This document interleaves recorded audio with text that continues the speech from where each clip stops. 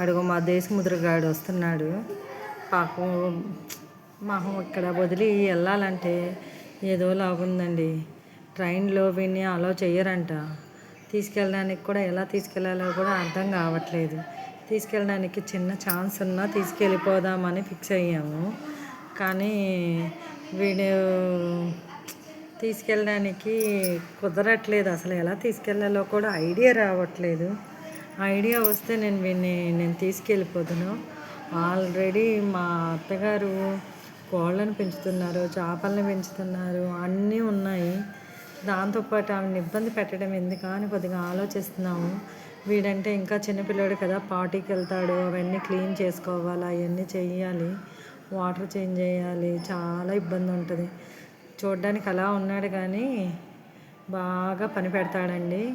బాగా స్విమ్ చేస్తాడు, బాగుంటుంది. బాగా పార్టీకి వెళ్తాడు, బాగా తింటాడు, బాగా టాయిలెట్కి వెళ్తాడు. పట్టుకుంటే చాలు ఆయన్ని ఎవరో ఏదో చేసేస్తున్న ఫీలింగ్లో భయపడి టాయిలెట్ పోసేస్తుంటాడు, బాత్రూమ్కి వెళ్ళిపోతుంటాడు. మళ్ళీ అస్తమాటికి చూసుకుంటూ ఉండాలి 2 అవర్స్కి ఒకసారి. ఒకవేళ ఆకలి వేస్తే వెంటనే తినేస్తాడు ఫుడ్. మళ్ళీ అది చూసుకొని మళ్ళీ ఫుడ్ వేయాలి. చాలా నేను ఏదో అనుకున్నా కానీ ఒక పెట్టిని పెంచడం అని అంటే మనం కూడా పెంచుకోవచ్చులే, ఏముందిలే, చేసుకోవచ్చు, పెంచుకోవచ్చు అని నేను అనుకున్నాను.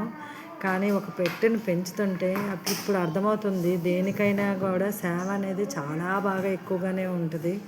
దీన్ని పొద్దున్నే నేను లేచినప్పుడే 5:30కి అలాగా దేనికి ఒకసారి వాష్ చేయించేసి ఫుడ్ వేసేసి వదిలేస్తాను. బాగా ఆకలి అయితే మొత్తం తినేస్తాడు.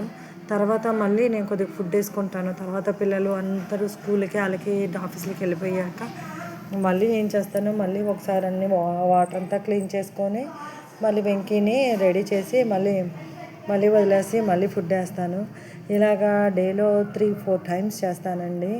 అది పార్టీకి వెళ్తూ ఉంటుంది. ఒక్కొక్కసారి అవి అన్ని వాటర్ అన్నీ బాగా పార్టీ వెళ్ళిపోద్ది. అప్పుడు దాన్ని తీసేసి మళ్ళీ వాష్ చేయడం అలా జరుగుద్ది.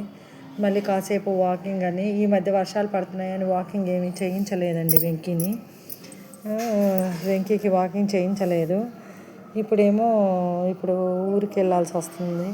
నాకు వీడిని వదిలి వెళ్ళాలన్నా కూడా మనసు రావట్లేదండి. ఎలా ఉంటుందో ఏమో, అత్తయ్య గారు చూసుకోగలరో లేదో అని. ఇదిగోండి ఇప్పుడే పార్టీకి వెళ్ళాడు, మీకు చెప్తున్నాను. అదిగో పార్టీ వెళ్ళాడు, బాత్రూమ్ కాదు టాయిలెట్ వెళ్ళాడు. చూడండి, మీకు చెప్తానే ఉన్నాను, టాయిలెట్ వెళ్ళాడు. ఏంటో ఆలకిస్తూ ఉన్నాడు. ఏరా, నేను ఇప్పుడే నీకోసమే చెప్తున్నాను రా, అంత లోపల టాయిలెట్కి వెళ్ళిపోయావారా? అలా చేస్తున్నాడండి. నాకైతే అసలు బిడ్డను వదిలిపెట్టి వెళ్ళడానికి మనసు రావట్లేదు. ఎలా తీసుకెళ్ళాలో కూడా అర్థం కావట్లేదు. బాగా బాధేస్తుంది నాకైతే. ఓకే అండి, బాయ్ అండి.